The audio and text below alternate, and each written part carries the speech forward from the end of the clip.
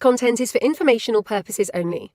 You should not construe any such information or other material as legal, tax, investment, financial, or other advice. Nothing contained on here constitutes a solicitation, recommendation, endorsement, or offer by Draper Goren Holm or any third-party service provider to buy or sell any securities or other financial instruments whatsoever. I'm bringing out the entire bottle of Patron. They're all exactly the same. Crypto art, and then what it really is an NFT. Wow. Eddie wants to slap the bag. So this is the next best thing. DeFi is going to be a bubble. It's provably scarce. With Mad Dog. Crypto, gold, and silver. Transparent substance. Take my money, start a war with it. Without further ado, cheers to you, brother. Get shit done. Because the system has to collapse before that. Cheers. I feel much better now. Cheers. wow, that was heavy.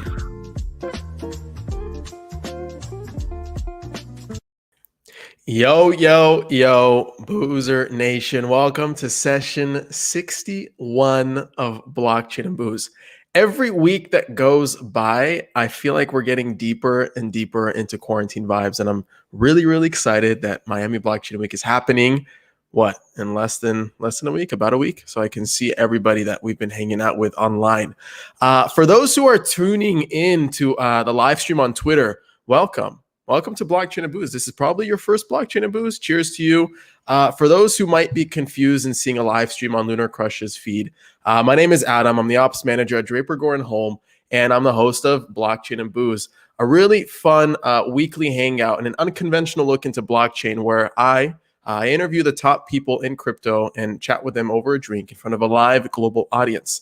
And if this is your first time, go hang out with that live global audience. Go to meet.blockchainbooze.io, meet.blockchainbooze.io. You'll hear me say that a ton throughout the stream because, well, people are watching live. They're drinking live.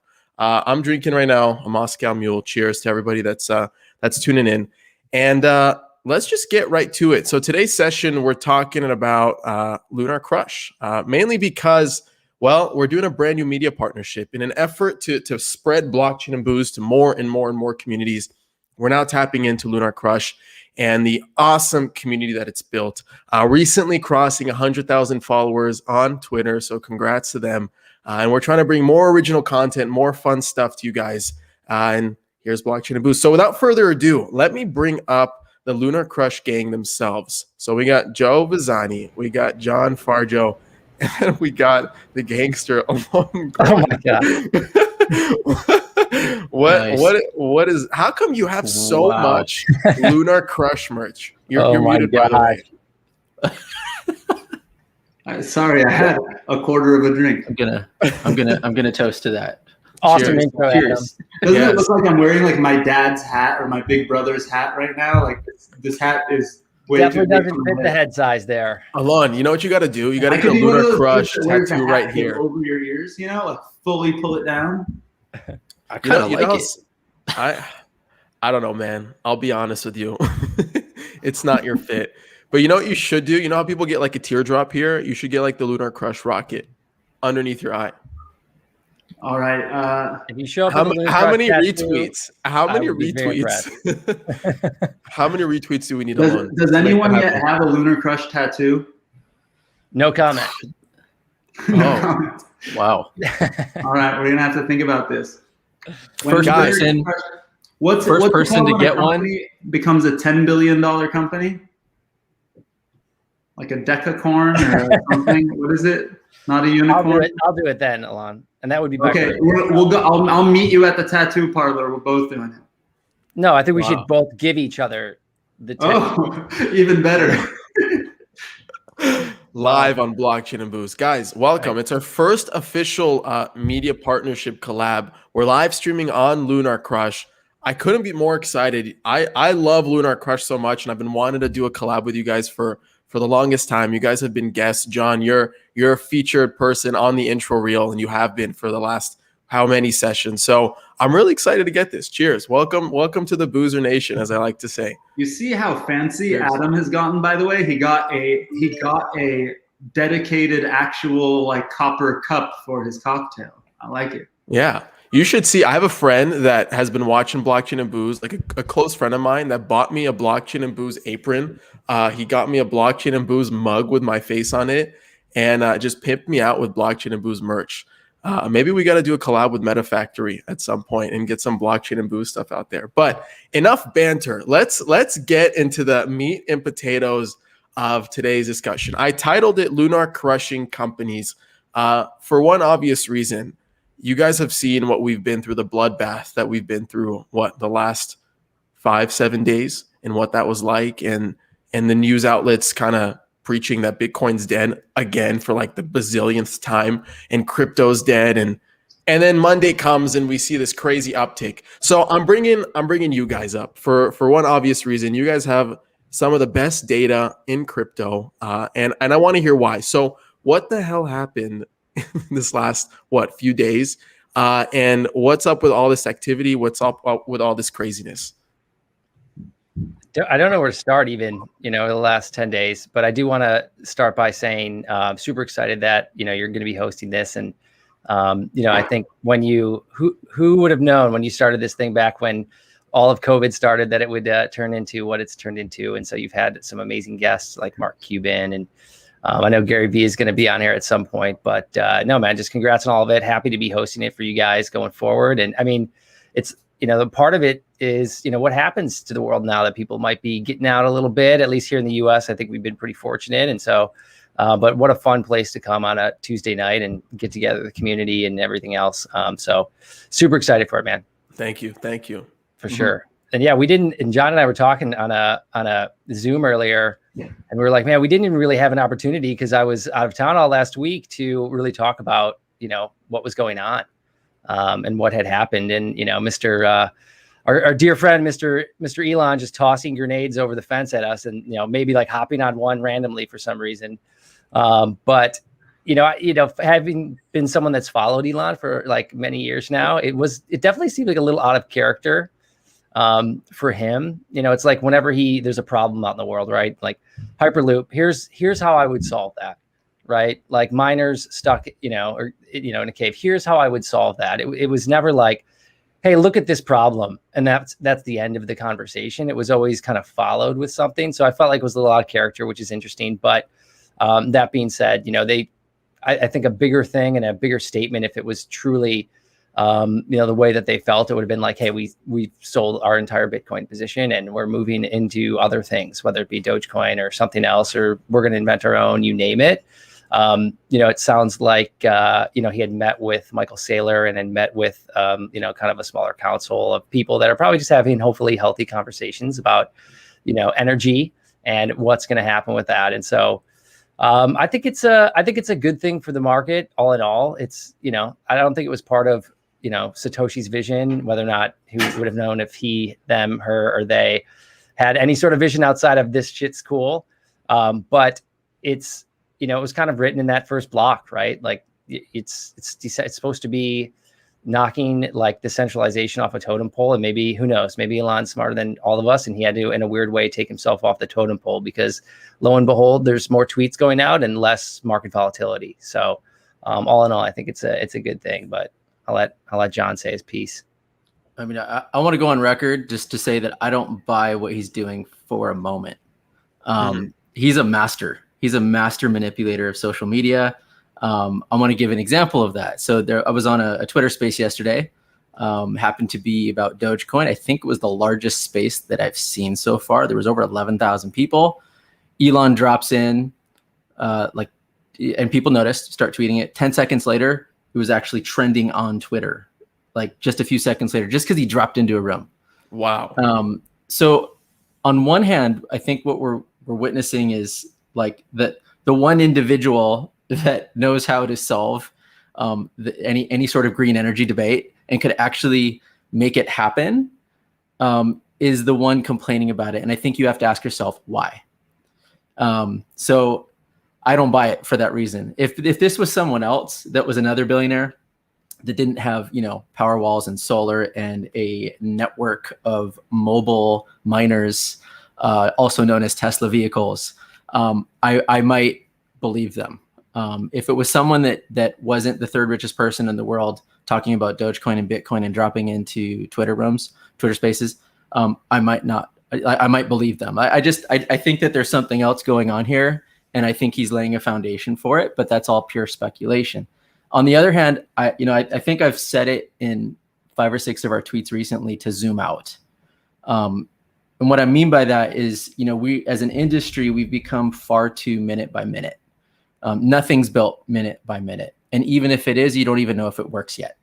So when we zoom out and we see just where we've come from and where we are now, we've seen massive growth. I mean, massive, whether it's price or community. If we were talking a year ago versus today, I mean, huge growth. So I think you have to expect that you're going to see volatility like this. I think the community has gotten a little bit ahead of itself. And a little too bullish, a little too kind of exuberant across the board, like way too little focus on actual solving of problems and utility. And you're going to get volatility. And you know what? On the flip side is, one person could say that, oh, I got wrecked and I lost all this money. Volatility is why it went up in the first place. Volatility is what creates the next leg of the market and shakes out the nonsense at the same time. So I think, look, like I say to everyone that hasn't been through what we've been through in the last week, welcome to crypto. If you've been here a few years, you've been through it multiple times. This is normal. Get used to it. Take advantage of it. Don't panic and sell at the bottom. Take advantage and have conviction on your positions. Stop trading hour by hour on nothing. It's funny you mentioned that, because like zooming out right now, okay, I met up with a couple friends this week for lunch, or actually last week for lunch, and she got into day trading during the bull market. So she's never really seen a bear market or insane volatility like we saw the last few days, right? The last few months, it's only been up at levels like we've never really seen before. And now here she is experiencing somewhat of a bear market, or like a big like hit to the face, and her losing her entire portfolio in a or like half or 80% of her portfolio in a matter of hours, right? And she messages me. She's like, "What the hell just happened? This was not part of the plan that I joined, that I signed up for." Well, I think most people who trade, aren't as successful. Like, I think it's something like, I forgot, I saw some statistics, who knows if it's made up or real, but something like 90% of the people who are active traders do not beat the market if you just were to have just gone along with the market. If you just held Bitcoin and Ethereum.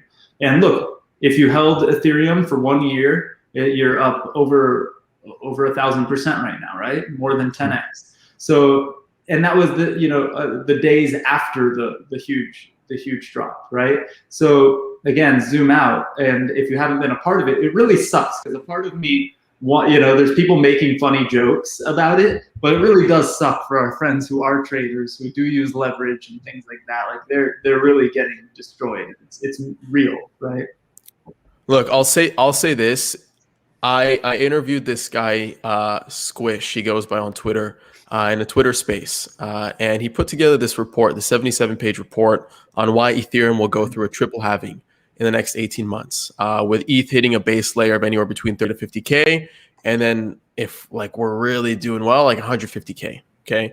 That's what he's expecting to happen in the next 18 months, because ETH hasn't really hit its narrative and hasn't really detached itself from BTC's action. Plus, the mainstream media hasn't really gotten on top of DeFi quite yet. And there's a lot of the integration between what is it, E1559, right, and all that stuff. But the point being is that I brought up that whole point. It's like, look what Elon's doing to the market. And he actually brought up a good point. He said, well, it's not only Elon, right? There was another incident that happened that kind of went viral or trending, of this somewhat blurry screenshot from a forum who claims to be like an inside trader on the Asian side of things, right?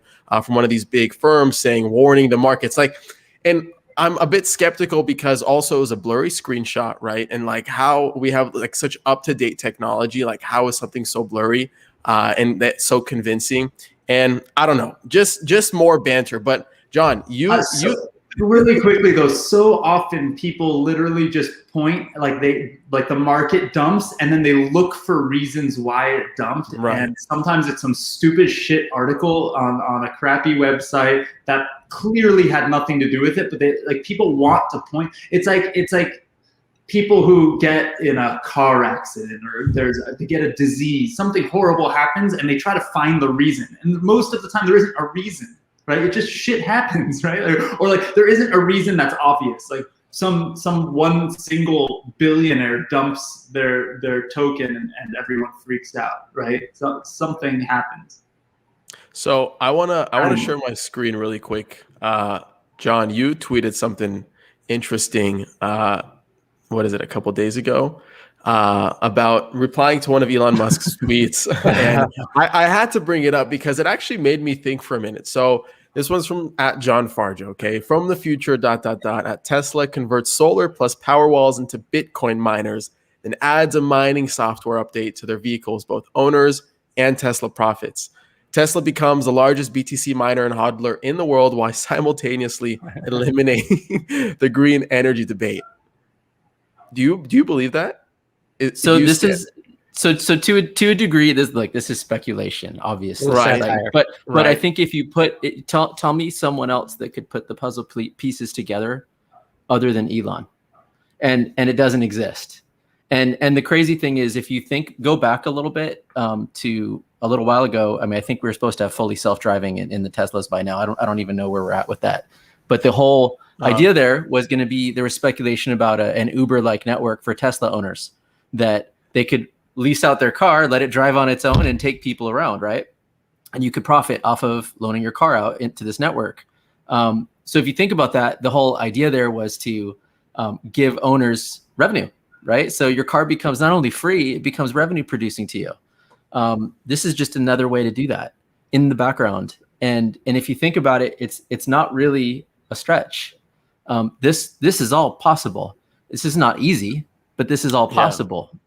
And I think it's going to be interesting. And I'm still going to come back to why is he meeting with Bitcoin miners? Why does he even care if this isn't remotely in the ballpark? Why is he dropping into Dogecoin, forums and why is he like doing a Doge launch to the moon? I think, we're not talking about Jeff Bezos doing any of this. We're not talking about any billionaire doing this.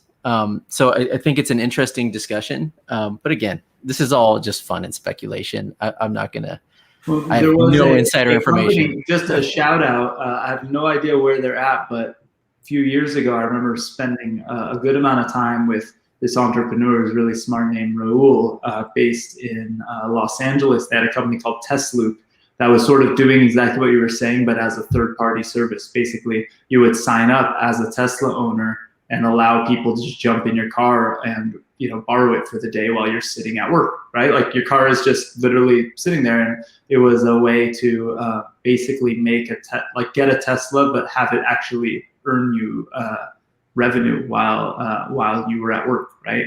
You could work with any car, but with Teslas, you could track it, you could trace it, you can govern the speed, you could do all sorts of things electronically that make it easier to do these kind of things. It's pretty cool. This is if we were talking proof of stake, this is no different than a node on a proof of stake network. This is exactly what they're doing. They're providing hardware and software, getting a reward for doing that, for securing the network.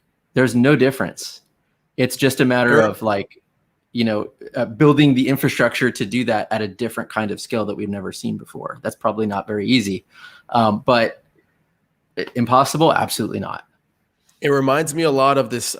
It's not a new project, but I came across it, one through my friends who told me about it, and it was trending on TikTok for a bit, Helium, and the Helium network, and basically placing these Helium hardware devices in your house to create and bridge connectivity, and then they reward you for bridging that connectivity with tokens. And he's going to be on in a couple of weeks, so it's going to be interesting. But I think it all kind of ties in together. But enough about that. Let's go back to the market for a minute, okay? I want to see some interesting data in terms of conversations that happened around that time. If you guys saw anything different because we had a lot of new users, we had a lot of newcomers. You guys probably picked up a lot of new data. I'd maybe even argue from accounts that haven't necessarily conversated around certain tickers. And I only push that narrative because with Elon Musk's crazy tweets brings in a lot of new amateurs and a lot of shitcoiners into the mix. So I'm wondering, were there any new type of conversations happening around certain tickers that kind of sparked your interest, your attention during these last few days? So if we're saying, let's kind of back up outside of, let me share my screen here. Let's back outside of conversations, specific conversations. Okay. I mean, the last few days, if I get this up here, if I showed you this sentiment here, like we do these kinds of surveys on our own Twitter quite a bit. And this is the most bearish we've ever seen. It's also, yeah, it was literally 2:46 a.m. on May 23rd. And so that was the most bearish we've ever seen. This was literally inverse of what we always see. So people were feeling wrecked. That's because there's a lot of new people in the market. That's a big piece of it. But I think, again, back to the zooming out topic here, this is 2 years. So this is 2 years of social volume. And you kind of see where we are versus where we were 2 years ago. Crazy. Yeah. If you look at this number right here, which is, we had 2 million for the first time ever, 2 million posts across the market, social mentions. Some days you're on your Twitter feed and it feels like that's every day.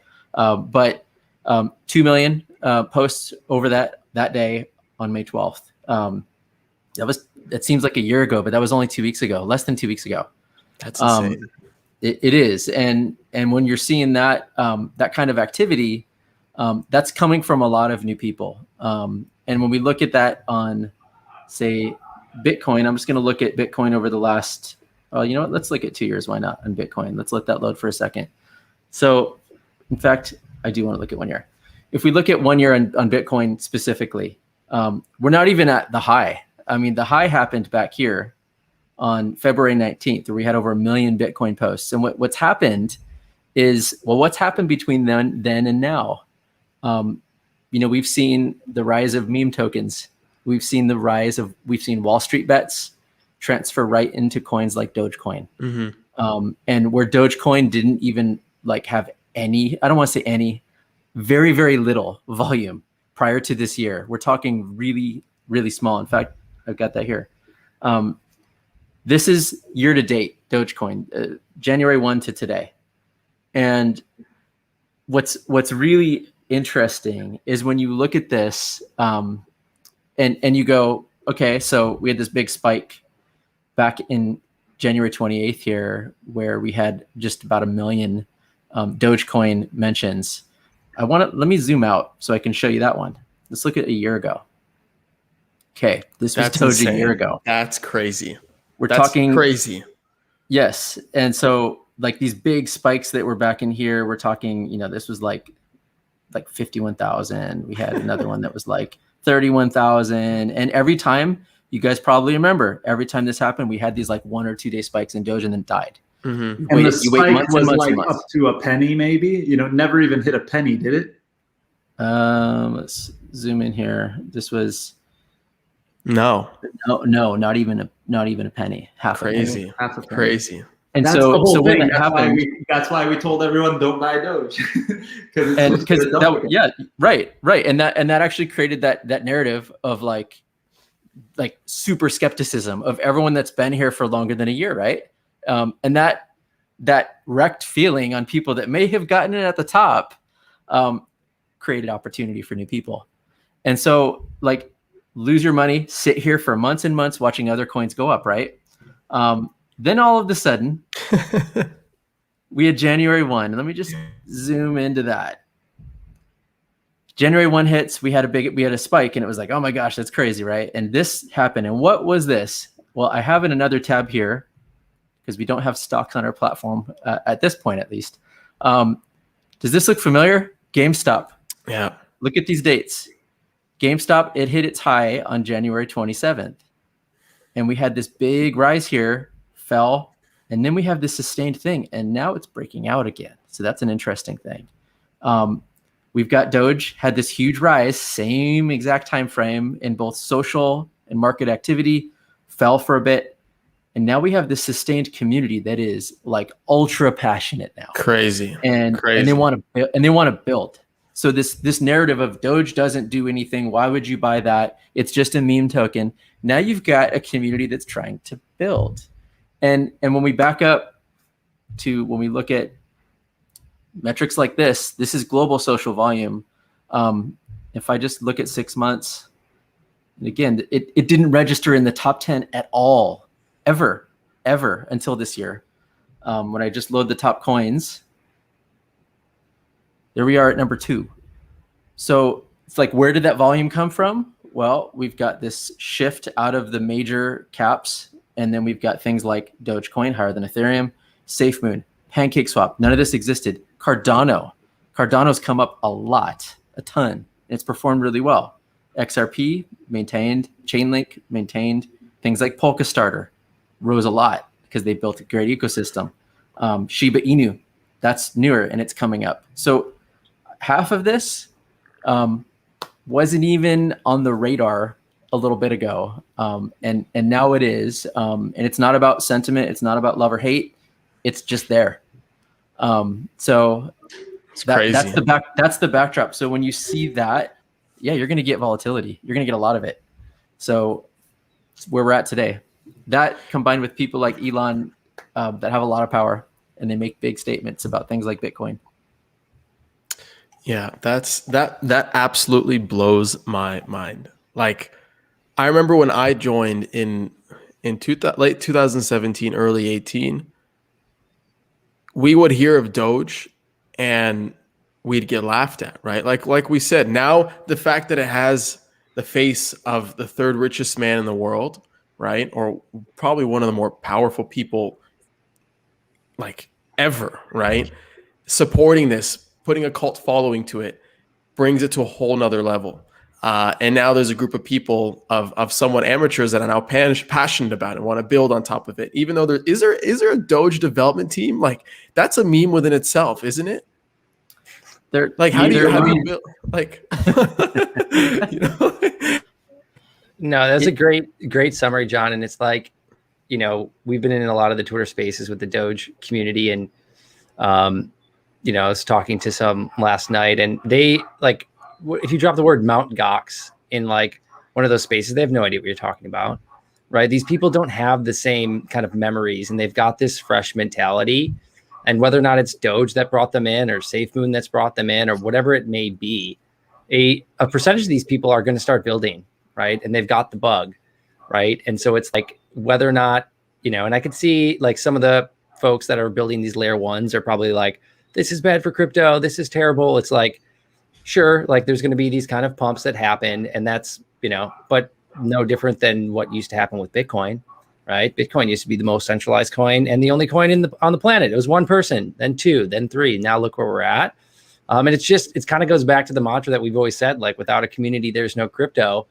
People go and they build audiences and they build brands first now, right? And you're just kind of seeing the next generation of that, where it's like, maybe back, you know, 10 years ago, it's like, what, you know, people would be like, oh, you got to get the product out. Then I need the social media channel. Then maybe I need a couple other things. Now people, and they go kind of test out markets early.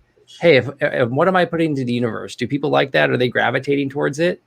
And then you go and you try to build a product around that brand that you've kind of started. And we're just seeing it happen in real time. And these are just companies, right? And you're going to get the good with the bad. Like, you know, if you haven't been rug pulled once, that means you're not actually true to crypto.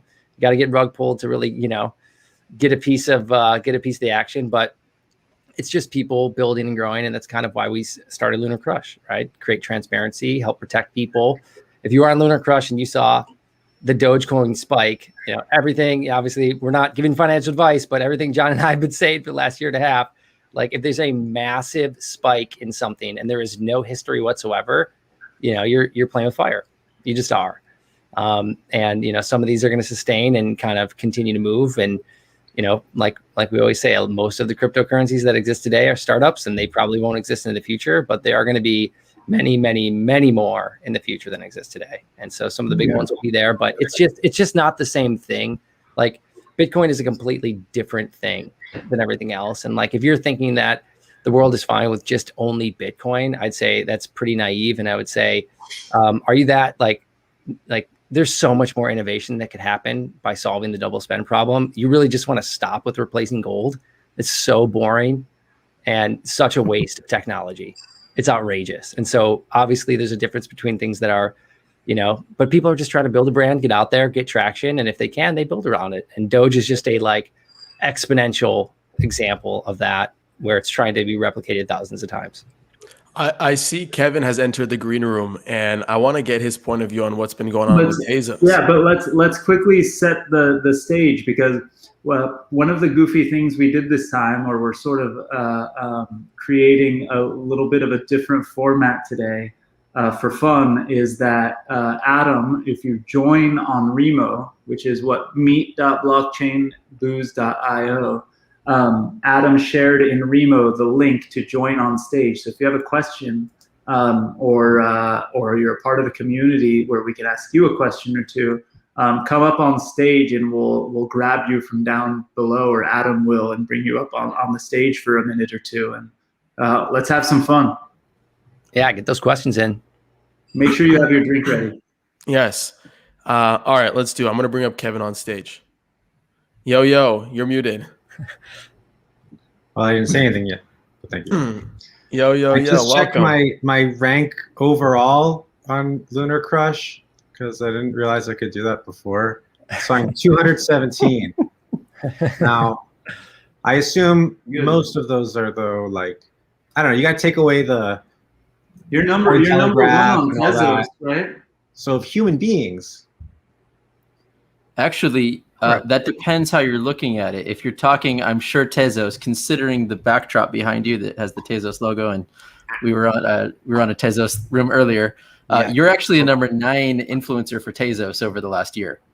So number 9. Well, how much of that is the last 6 months? You gotta, things move quickly, and the bull season is that's when the party happens. Hold on, somebody asked a question in the QA, and number I think 3 that it's related to this topic. Before we ask Kevin a bunch of messages on questions about Tezos, is Christina asks if the sentiment metrics or trends can move to there it was. She was asking if it could visualize trending Twitter sentiment for things like events. But in my mind, I'm thinking of products that maybe don't have their own token. Like, at what point will I get to be the number 1 LunarCRUSH influencer, even though LunarCRUSH doesn't have a token? Based on things like events, you're saying? Well, like, think about, can imagine if you could take the hashtag or information about Miami next week and figure out who the most influential people in Miami are, or something like that. Would be pretty interesting. Or let's say the most influential people in relation to Coinbase, even though they don't have a token, right? Like, it's an interesting thing. They have a public company now, so their stock is essentially very similar. But just an interesting idea. Christina threw that out there. But no, good suggestion. And all I could say about that is what you're seeing on LunarCRUSH today is probably 1% of the data opportunity that we have to visualize. It's also, it's one thing to like think about capturing one dimension, and it's another thing to think about capturing a lot of depth. So what I mean by that is, like, there's different platforms. Like, there's Reddit, there's YouTube, there's Medium, there's all sorts of stuff, right, beyond Twitter, and they all have kind of different, unique user experiences and interaction patterns, and there's different methods for identifying what people are talking about, and there's kind of like many different ways to break that depth down. And so it'd be one thing if we said, yep, we capture every time that someone says, BTC Miami. It's another if we start to say, well, great, but how much depth did those conversations have? Were they truly related to BTC Miami, or were people talking about the beautiful beaches in Miami? Like, there's all sorts of different things to it, and there's really a different pattern. I mean, in theory, we could collect social activity on anything, right? Yeah.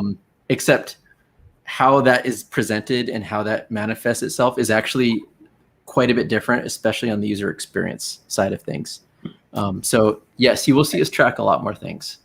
It's important to track it at the quality you guys do, because as we've seen with, other products, maybe competitive products, maybe not competitive, is that so many data products just don't capture almost any amount of data. I've looked at random sites and they're like, oh, we track all of the tweets about Bitcoin. And then I look over at LunarCRUSH and you guys literally show 10x, 20x the number of tweets for the same period of time. And I'm like, oh, they don't see shit. They don't even, they see a fraction of what you guys see and analyze. And, actually analyzing all of it, not just a small portion of it, is obviously really, really important.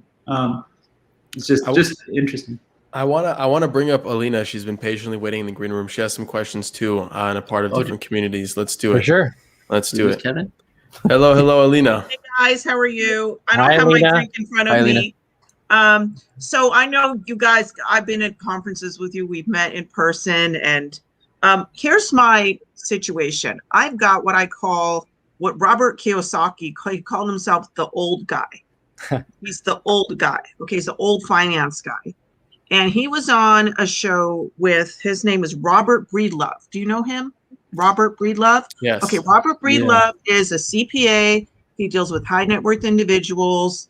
I could tell right away the guy knows what he's talking about. He's not just some schmucko, okay, with a little coin. He knows he's a heavy guy, heavy hitter guy. And they had a conversation, the old guy with the younger guy.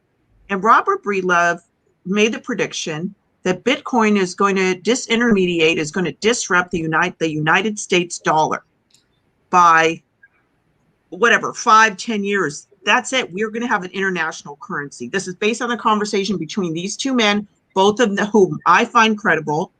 This is for your audience. I'm assuming this will be recorded, broadcasted. Just to give you my credentials, I'm an attorney. I got a background in securities law. I speak 6 languages. My grandfather used to run a country. Okay. And I'm sitting here watching what's going on. Listen, I'm not nobody. I'm somebody. Okay. And my family is somebody. We lived in 8 countries in the last 8 generations. Wow. We're now in the United States of America. I'm a Gen Zero immigrant. English is my 3rd language, by the way. Spanish is my 4th. You can't tell, can you? So I'm watching all this stuff. And I'm also the COVID DJ. I'm known on Facebook. Anyway, that's a different story. The point I'm trying to kind of make here is that you've got this generational issue. I'm sitting here talking to extremely high-level people. You would know who they are. And I'm trying to explain to them this whole phenomenon because they're just sitting there going, what the heck is going on? What just happened in a year? And I sit down and I analyze it for them in a very serious manner. I know how investors, I was a banker. I know how investors think in a serious manner. So here's my question to you, all right? How do you relate? Now you're looking at 5 Bitcoin properties that Mr. Breedlove stated. Bitcoin has the following 5 properties, he said, that will not be disrupted. This is what his thesis was in his interview with Kiyosaki. These properties are recognizability. Now, so far, all of you have been talking about recognizability. Events, hoopla, PR, blah, blah, blah, blah, blah. Okay, that's called recognizability. But there are 4 other traits of Bitcoin. And I'd like you to discuss this in a serious manner, please. Not like you guys are in a private club, but like everybody else has to understand, because if this is going to disrupt the entire world, this is very serious. Okay. Well, you're lucky that I think the 4 of us don't talk very differently in private than we do in front of everyone. So. No, but see, people don't understand. I mean, if I'm not, there are certain things. Look, I went to MIT. Look, I qualified. I understand. I'm looking at the crypto space from the standpoint of a securities lawyer in the traditional lingo. Okay, so this is what Mr. Breedlove said. I'm going to quote you what he said, because he's a CPA, he's in the space, et cetera, et cetera. He advises high net worth individuals to get into Bitcoin. He says that Bitcoin has the following traits: recognizability, which we've already talked about, divisibility, durability, portability, and scarcity, that there is a fixed supply. So can you address those traits, please, just going one by one, just as with regard to Bitcoin, please, because you're all very knowledgeable. Okay, I'm just going to be quiet now and listen. So what do you want us to address exactly? Because it makes a lot of sense, right? Like there's not really any way to argue that per se. Well, no, right? I don't understand how Bitcoin is divisible. So Okay, please so explain that. the divisibility part is probably the easiest part to explain, in that you go on Coinbase, and if you want to buy $50 worth of Bitcoin or $1 worth of Bitcoin, you can. So Okay, I didn't know that. Yeah, so Nobody knows that they can buy a portion of Bitcoin. They don't have to have $50,000 or 40,000, whatever one. Okay, perfect. A lot of that's crazy important, though. You're absolutely right. A lot of people they don't know this. It's Okay, why things like XRP, which I don't believe in, and maybe other people that are all right, watching we're doing well. not. This is good. This is going to bring people into the market, because now they understand they can buy a portion of Bitcoin. They don't have to have 50 grand to put in Bitcoin. Perfect. Yeah. All right, Well, next. 38 durability. Right. What's this durability? What is he talking about that it's durable? I think he's speaking from the point of view of the security behind it. It's durable, right? I mean, I don't know if that's the right word to use per se, but durability meaning its security, the technology, the underlying blockchain that record all the transactions. That's what he's referring to. So the underlying technology and the level of security. That's what he's touching on. Here's my next he could question. be touching on liquidity there too, Adam, where he could be thinking, you know, you can move $1 billion, you can move $2 billion, you can move a large subset. That's portability. I'm not there yet. I'm going to start now digging in on durability. Okay. So now you just stated blockchain. We all know what blockchain is. It is a decentralized system that verifies transactions. Here's the question.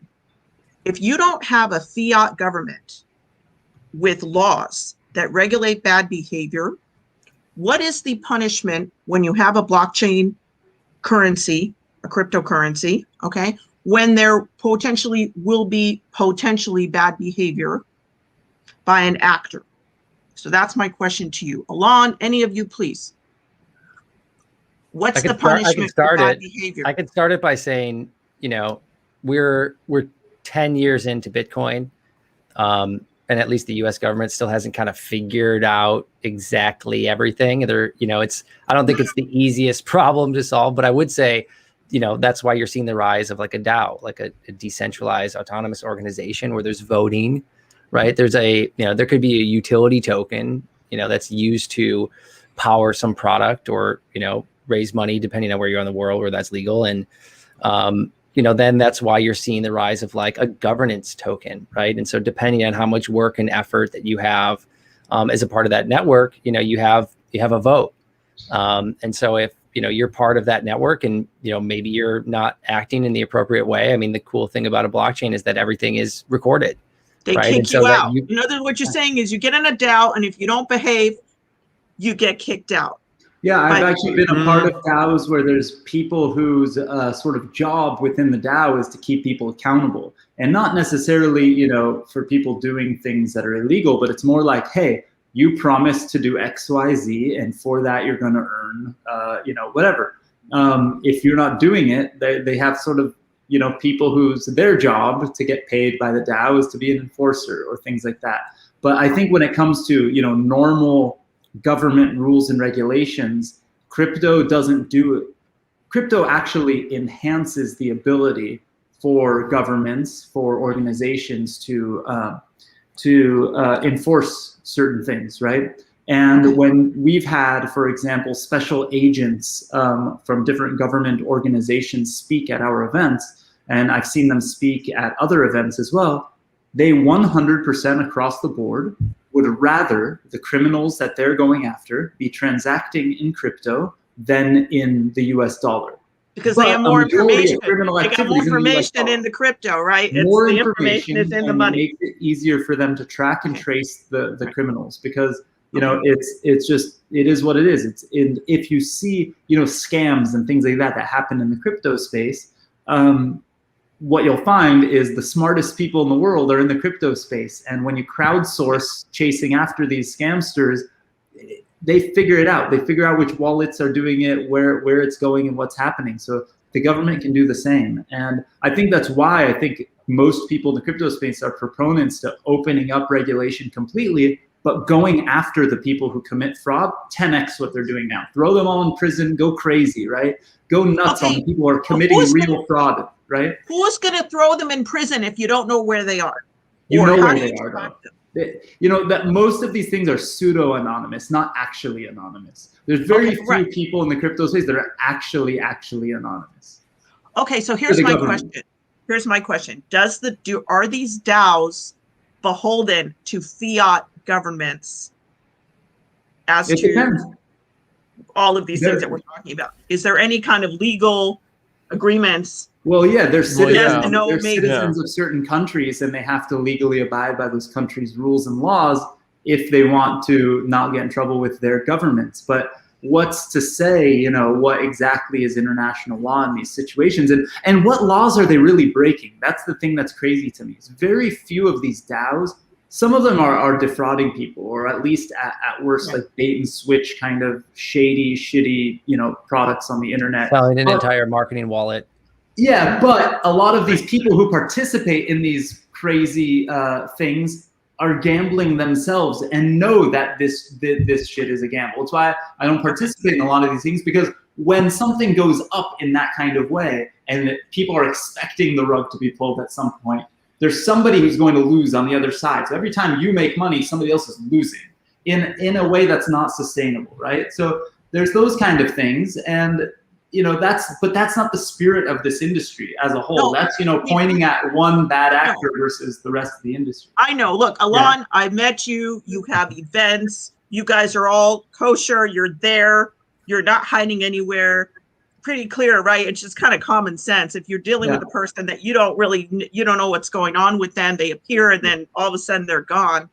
Clearly, you don't want to invest with that. But okay, so very good. So you've answered that question. All right, let's do one more, because last one, yeah. Okay, and the last question, and that's it. And people who keep coming and going. Really my only. I don't really have any other questions. Portability, it's clear. You can it's portable across the world. You can put your money in a bit.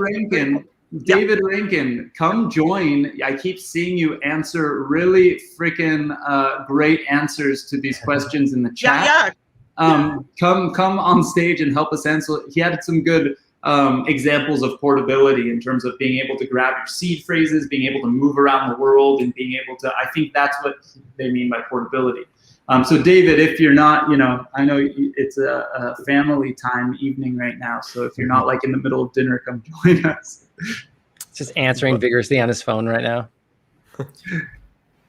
I think we've all been in that world. Oh, Alina. Oh, she dropped off the stage. Alina, thank you so much. Great questions. Great questions. Great And, clarifications. I mean, sure, we'll jump on a table together soon. Oh, David is coming on. Maybe you can say something. But we also got Kevin. He's got the background. You know, Kevin keeps coming into the green room portion at the bottom and then vanishing. I don't know what's up with Kevin today. His connection. What's up, David? You're muted. Hold on. Do I have to turn off my other one? What's up with Kevin? Yeah, you got to turn off Remo. While he figures it out, it's crazy how many people actually don't know that you can buy $1 worth of Bitcoin. It's actually one of the big. It's a big deal. It's a big deal. Yes, and it's why you still see people like I forget like his actual name, but like Parabolic. I forget his Twitter handle, but like you still see a lot of like the largest influencers like reminding people, and like they're kind of actually trying to like rebrand like Satoshi. Like they're trying to brand this smaller, you know, amount so that people start to get excited about that. Sorry, I think David's mic is bleeding in, but he's also frozen. So I'll remove him off stage for now. But we only have a few minutes, and I want to go back to the QA because for whatever reason, I'm also having a connectivity issue. I think everybody's just overusing the global internet as we speak, if that's even a thing. Okay. Let's go back to the QA for a minute, okay? Oh, this one's a really, really important question, probably the most important one we've gotten all evening. It's specifically for John and Joe. So this one comes from John Dorfman. Where does LunarCRUSH sell their merch? I'm starting a new line. I'm just gonna start printing it myself and bootlegging it. Like, you know, when you go to a concert and you're in the parking lot and some dude sells you like the $10 version of the t-shirt, I'm gonna start doing that because they don't have the website up. So I'm gonna answer that one and just say that we kind of don't sell our merch. I mean, we kind of have a few things that we've created and we give out to, you know, friends, family, investors, that sort of thing. I'll just hint that in the future, we're going to be doing a lot more on that, and rewarding certain users with merchandise and that sort of thing. So stay tuned.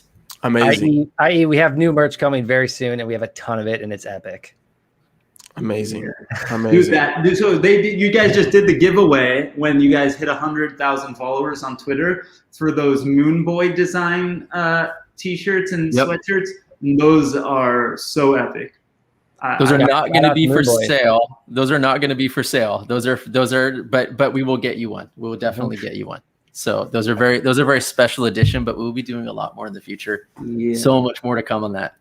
Amazing. Adam, by the way, you used an FBI negotiating tactic right there. I don't know if you noticed it or not.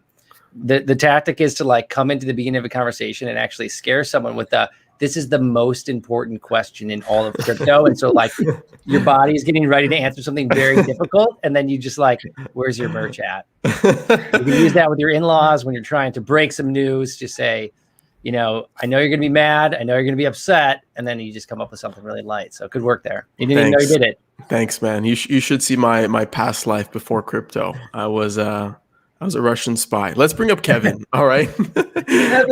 Let's bring up Kevin. But Kevin's having connectivity issues. So I don't know if we're really bringing up Kevin. Interwebs. Wow. Is Kevin going to be like that guest? What was the guest from one of the late night talk shows where they every night were going to bring on a guest and then didn't actually bring him on? Yeah. Was that at David Letterman where they were, or someone were like, they're going to be here today, but they never were? Something like that. Yes. Yeah. Go. Oh, Kevin. We need to turn off Clubhouse. Yeah. Clubhouse is the best like networking anything ever. What? I mean, the amount of trust you gain like just by talking to someone, like, it's helped me trust a lot of people more than otherwise it would have been like, you know what's amazing? I just happened to look down at my notifications and I was like, all right, I popped into your Clubhouse room earlier and it was about a very basic topic, which is delegating, right? And you think when you're in your space, you don't even think about it. It's just like, it's like walking. But then you start to talk to people out there and it's like, wait, how does that work? What's proof of stake? Tell me how that works. Like there's basic questions, just like the question we were just addressing. No, you don't have to buy $38,000 of Bitcoin. You don't have to buy a whole Bitcoin. Right. You can buy $50 worth. People still don't know. Yeah. And in the same vein, I mean, in Tezos in the last couple of months has experienced I think the greatest growth incline since the very beginning. Even one NFT marketplace on Tezos right now has more daily active users, more sales, more minting, more transactions than every Ethereum NFT marketplace combined. It's almost number one for volume as well. All of a sudden, it's not even 3 months old. Holy crap. And also we have on the Tezos network overall, more bakers coming in at a faster rate than ever, more node operators. We have more wallets and funded wallets coming in. So just network worth of the growth of the community overall. And all the big DeFi stuff, it's really coming around the corner. As soon as we have a lending system in there with Tezos.finance, we'll really start to scale out the DeFi angle. And then it's like, what can you say? But like you mentioned, I mean, we've been at this for so long, we forgot what it's like to take the first steps and learn to walk.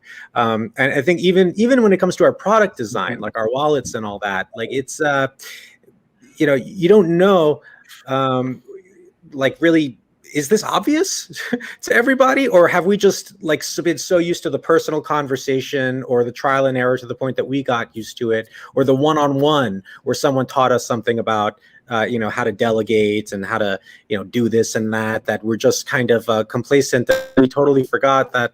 So I think that's why these conversations are so good.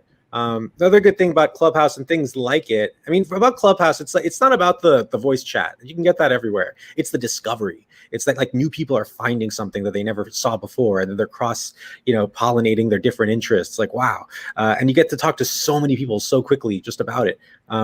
So I've been doing a lot of that, just the grunt work of like teaching people, okay, what's Tezos? What's proof of stake? How is Tezos proof of stake different than that proof of stake? Is Ethereum proof of stake going to be like Tezos proof of stake? Is it Cardano going to be proof of stake? It's just like, so it sharpens like even my own mind and how I think about things, but like it makes me form them into these things, called words. that words that form an actual cohesive sentence that other people can understand outside of myself and my close circle. Like that's a really great, it's remarkable. But yeah, so, and even I had forgotten, because we onboarded so many people to these Tezos wallets and onto Tezos over the last couple of months. It's like, oh my God, dude, we forgot about the baking and the delegating. And then so I started asking even people who are like OGs at this point, like people who got on months ago, and then they've been onboarding people who have been onboarding people who have been onboarding people. I'm like, are you delegating your Tez? Like, no, what's that? Oh shit, I should have told you this. I'm so sorry. So now what you're talking about is actually a really big piece of advice that I would give to everyone listening, and that is how important frequency is. Because when you say something one time, I mean, these social channels are moving so fast. You say something one time, you mentally think you're done. You think you said it to the community, right? Like you taught them this stuff. You're done. It's gone. Every day there's more people coming in. Your message is long gone.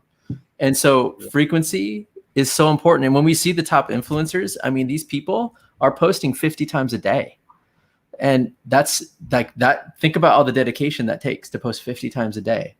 And that's because increase to 50 is what you're telling me. All right. Well, I mean, maybe not that much, but I mean, if you're talking about teaching, wait, they're posting tweets, like one tweet for every 2 times Kevin does a Clubhouse chat. I mean, if you go back, I think it was like way back. Still up there. Come on. It was a Guy Kawasaki or whatever, like way back years ago, talking about this. How you post it in the morning, in the afternoon, in the evening. It may not be exactly the same thing, but your post is gone. And you mentally think you got it done. You don't want to overpost. You don't want to annoy people, but most people haven't even seen it. So it's an interesting thing how this all works. And we just see it. We see the patterns. I mean, I'd say 20 to 50 times a day on the top influencers. These are the people with hundreds of thousands of followers. I just get lazy and retweet my own tweet from like the day before because I'm like, not enough engagement on that one. It's difficult. I mean, you gotta take a second look at this shit is fire, man. Come on. I'm just saying what John said right there. Sometimes there's that's kind of second win. Scarface went into theaters, it flopped. It was open and closed the same weekend. But look what happened. Retweet your own tweets. People always say Scarface was the Dogecoin of the movie industry. That's trending. Oh, yeah, but on Elon, I mean, there's quiet, he's going to look at proof of stake models. It was Vishak, who's on the stable team. He pointed out something that's kind of like, I think it's kind of obvious, but I mean, it's like, yeah, Elon Musk went down the crypto route like everybody goes down the crypto route. You start with Bitcoin because that's the most famous, it's the biggest and all that. Then you get into the stuff which is, store of value, simple enough, linear, but more fun. Dogecoin, fuck it, why not? And then, you start to think more about the technology, stuff that appeals to your values. And then you start to reassess and go, what am I actually doing here? What am I interested in? I went through all of that and then I landed on Tezos. I don't know. I'm not saying he will or whatever. Maybe he'll make a Tesla. He just tweeted the Reddit for Dogecoin and said, please, start putting suggestions and innovations down. So I'm not quite sure he's going to migrate anywhere else outside of Dogecoin. I think he's going to press that button for the next couple of months, if I were going to guess. I think this is a pretty big, like when we talk about, I mean, we see it too. The social activity of Tezos is like a rocket, just straight up this year. It's consistent. That's a beautiful thing versus like, I don't know, like someone at Tezos hiring a bunch of like 5 or 6 influencers to post for a week and then it's gone. It's consistent community growth. And so I think there's been this really, really interesting, fascinating narrative. Like you mentioned, Cardano. We see the same thing in Cardano. We see the same thing in like Polkadot and Kusama. But especially we see it in Matic Network or Polygon, which is the narrative is all about low fees and speed and building on top of low fees and speed. What's going to solve that? And everyone's looking for the next thing to solve that. And that's where we see increasing social activity across the board. Forget the project, across the board, we see it. Right. I mean, they piggyback a lot off of just Ethereum. And I think especially where I've seen, like there's been rapid embrace of Tezos on the NFT front where the crypto conversation has been for the last few months. I mean, that's where the applied use cases and all that. But like the resistance of those coming to Tezos, even though it seems so obvious before even Polygon Matic an option, it goes towards, I think, the sunk cost fallacy. It's more like, well, I spent this money on Ethereum. I've gone the deep commitment, telling me that this could have been another economic choice. No. Let's stay on this course. There's a few angles too. There's the communities exist on Ethereum. So if we're going to NFTs as an example, the people who've been around for a long time remember Tezos in 2017. And they saw what was going on, and then it acted like some of the other projects that sort of just leveled off and were very, whatever. And in their eyes, Tezos was a thing that launched, and nothing really ever happened. But nothing really did ever happen until now. That was very public and in your face and poking you every single day, the way the new platform did. Now with the NFT communities going from Rarible and OpenSea and what's going on the Ethereum network and everything else to Tezos, there's a certain level of like, that's where the money is. So it's like, even with all of the volume that's happening on Tezos, on Calumet, and Here and Now, and these other platforms, it's still the dollar values on average are so much lower. But they have to be in a way because of the fees and things like that. But if you're an artist, and you're hoping, everybody thinks that they're the man, right? Everybody thinks they're going to be the person who's going to sell the $1 million NFT. So why go to the place where I can earn a decent living? You want to go to the place where you're going to be the rock star, right? And so there's just a marketing perception or something until there becomes a few Tezos NFT artists who make $1 million NFT, or and then it can flip. Yeah. If you go to nonfungible.com, you can see a list of marketplaces and their performance. They list them for the last 7 days. It's not as impressive as we necessarily imagine. I think Super Rare is kind of on the top there with 99 sales in the last 7 days, 1,469,000 over 7 days. Wait, but VFriends has topped the chart. That's over 10 grand right? per NFT, right? And if I want to buy one $5 NFT on Rarible, but the thing is, if I want to buy a $5 NFT on Rarible, I pay $50 in fees or some crazy amount like that, which makes the $5 NFTs pointless. Like you just don't do it, right? Yeah. So the only ones worth buying are the ones that are going to make you 10 grand. Yeah. So I would suggest that the median artist revenue on Nunker Calumet is higher than any NFT platform, or their margin, whichever way you want to look at it, even revenue, because it's like there are people who they say like they go on OpenSea and they get more sales on Nunker Calumet than they got views on OpenSea. I think that's a big statement. More sales on these Tezos marketplaces than views on Calumet, and then on OpenSea. I think that's a really important point. Also, I'm glad you mentioned that, Alan. Like if we look at the thing that happened a few years ago with like this crowd sale, that was the biggest crowd sale of all time, the Tezos crowd sale, $232 million in a few weeks in August, and then something happened and you didn't hear from it for a while. There was another project that had a crowd sale 1 month after Tezos had its crowd sale, September of 2017. And it raised $217 million. That project was Filecoin by Protocol Labs, who spent years and years developing what we now enjoy across every blockchain NFT marketplace, and that's IPFS.